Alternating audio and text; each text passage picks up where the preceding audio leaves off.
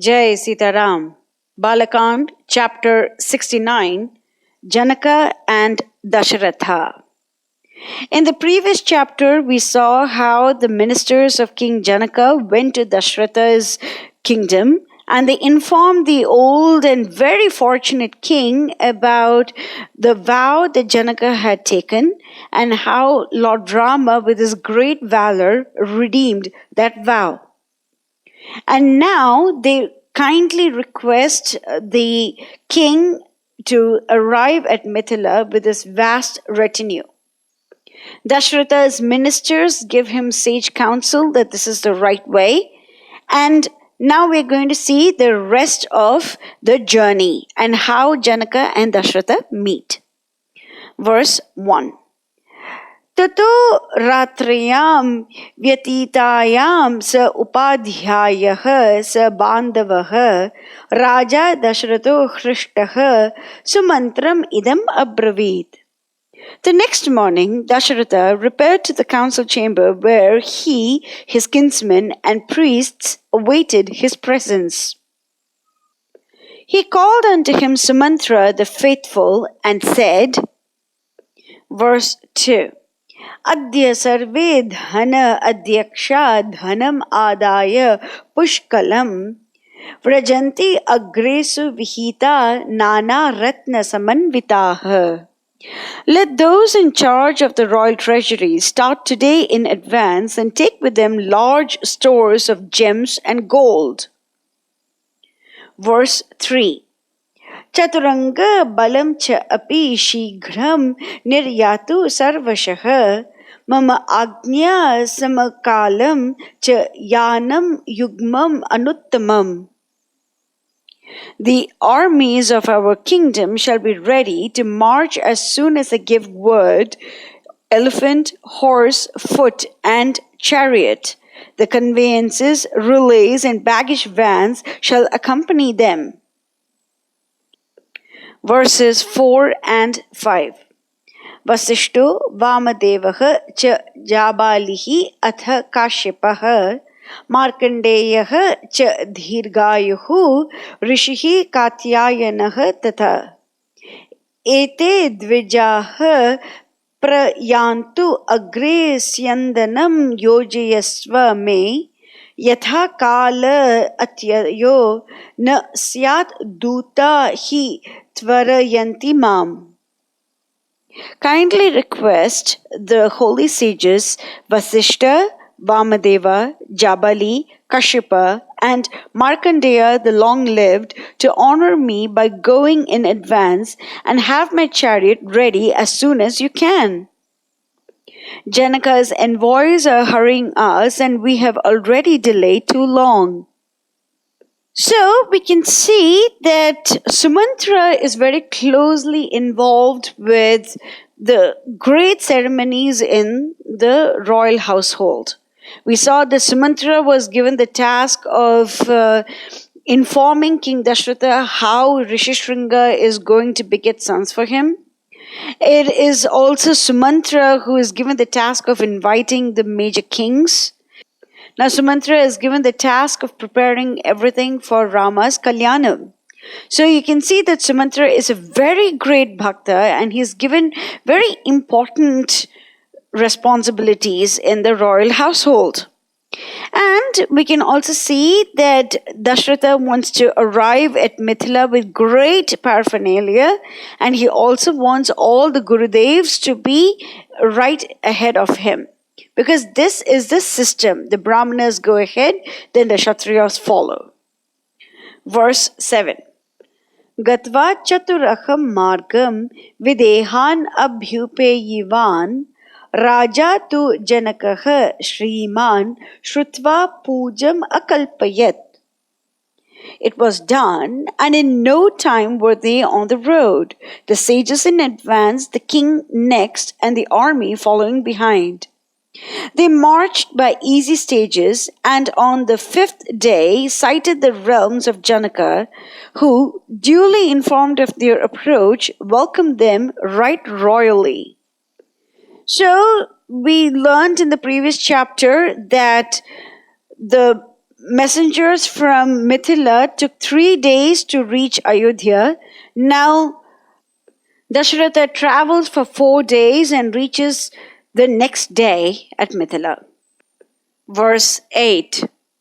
Tato rajanam asadhya vruddham dashratam nrupam janako mudito raja harsham cha paramam yayo.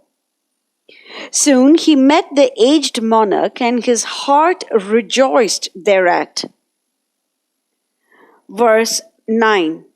Uvacha vachanam shreshto narashreshtam muda anvitam Swagatam te narashreshtaha dishtya prapto asi raghava putrayoh ubhayoh pritim lapsyase virya nirjitam. Had your majesty a pleasant journey hither and safe? Inquired he affectionately of his royal guest. Honored am I beyond words by your gracious visit to my humble place. Soon shall your heart rejoice to see the laurels your noble boy has won from many an older rival. Verse 10. Dishtya prapto mahateja vashishto bhagavan rishihi saha sarvaihi dvijashreshthaihi devaihi iva shatakratuhu. And may I hope that the Holy One there, even Vashishta, has had a pleasant journey, and the countless Brahmanas that have blessed my fortunate country by coming along with him. Verily, do I seem to behold again the ruler of the immortals, Indra, girt by his band of shining ones. Verse 11. Dishtya me nirjita vigna dishtya me pujitam kulam ragavaihi saha sambandhat virya shreshthaihi mahatmabih. Sure am I that my dark days are over and my race stands high in the esteem of the worlds, in that I have been fortunate to secure an alliance with the high-souled Raghus, that mighty line of warriors. Verse 12. Shvaha prabhate narendra tvam samvartayitum arhasi yajnasya ante narashreshta vivaham rishi sattamaihi. The morning sun rises on the last day of my sacrificial rite, and at its close I wish the wedding to be celebrated. The sages approve of it, and I add my own request if it would be of any use. Verse 13. Tasya tat vachanam shrutva rishi madhye naradhipa vakyam vakya vidam shreshtaha pratyuvacha mahipatim. To which the aged Dasaratha replied in apt and skillful words, and he was no novice at that. Verse 14. Pratigraho dhatra varshaha shrutam etat maya pura yatha vakshyasi dharmagnya tat karishyamahe vayam. Friend of my heart, said he with a meaningful glance at the sages around, have I heard right that the receiver of a gift awaits the pleasure and the convenience of the giver? You are to us the ideal of all virtues, and we are ever glad to abide by your directions. It is very important for us to note the attitude of King Dasaratha over here. Usually, these days, the groom's parents have a great level of ego going on. But Dasaratha teaches us that even though he is the Chakravarti, even though he is the emperor, and Janaka, even though he was a very close friend, was not in the same financial position as King Dasaratha, yet Dasaratha immediately occupies a lower position than King Janaka, because Janaka is the one who is going to give his daughters to Dasaratha's family. So the giver is always on a higher position than the receiver. Therefore, Dasaratha says, Pratigraho datra vashaha. That means Pratigraha, the one who is taking something, is datra, that means the donor. And Vashaha means controlled by, or they are willing to abide by. So Dasaratha says that we are the ones who are receiving something from your family, and therefore we are on the lower position than you. So this should be the attitude of all the groom's parents, that they should be so fortunate to receive the bride from the bride's family, and they should always consider themselves subservient to the bride's family. Of course, Dasaratha is exhibiting the ideal behavior. We saw how cordially Janaka welcomed King Dasaratha. And now Dasaratha is saying, I am at your beck and call. Pratigraho Datravashaha. And it is very important to note that Dasaratha has not coined this phrase. Dasaratha says, Shrutam etat maya pura. I've heard this from old. It is a very ancient saying. And therefore, Dasaratha is quoting the Shastras to prove that the receiver is always on the lower end than the donor.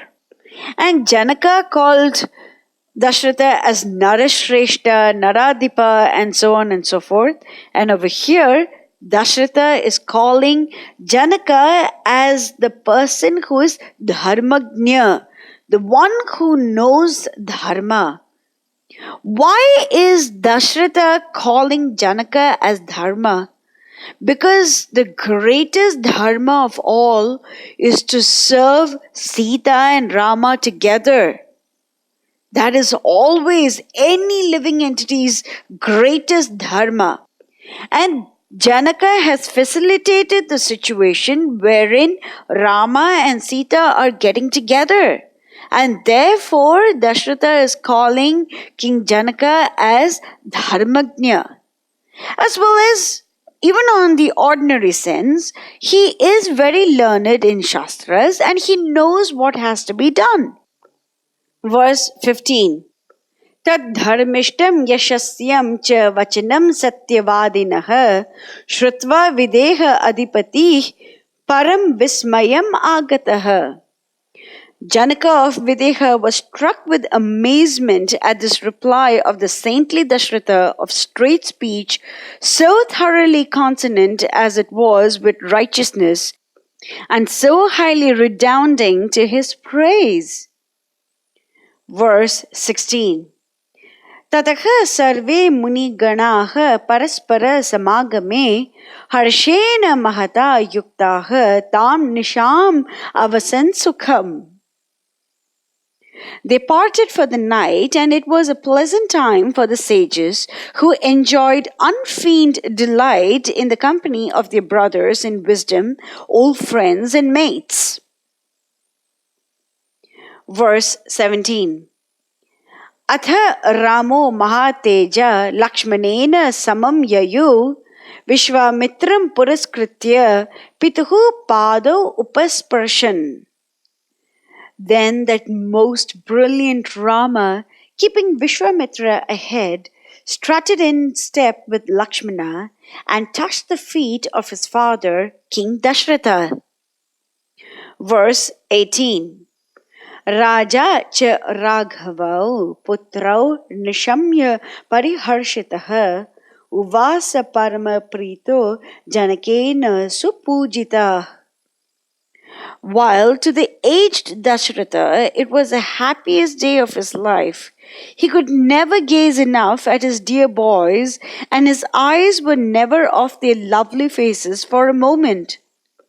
What with the joy at being restored to his loved ones, and what with the princely and hearty welcome of Janaka, the night wore away all too soon. Verse 19. Janako api mahatejaha kriya dharmena tattvavit yagnasya cha sutabhyam cha kritva ratrim uvasaha. On his part, Janaka brought the sacrificial rite to a happy conclusion. Great was the glory of his spirit, for he was the wisest of his age, and his eye saw into the heart of things. And in the sweet company of his daughters did the winged hours pass in swift flight, in peace of heart and joyful anticipation. This is the wonderful conclusion of the chapter 69 of Balakand. And in the next chapter, we are going to see the marriage preparations.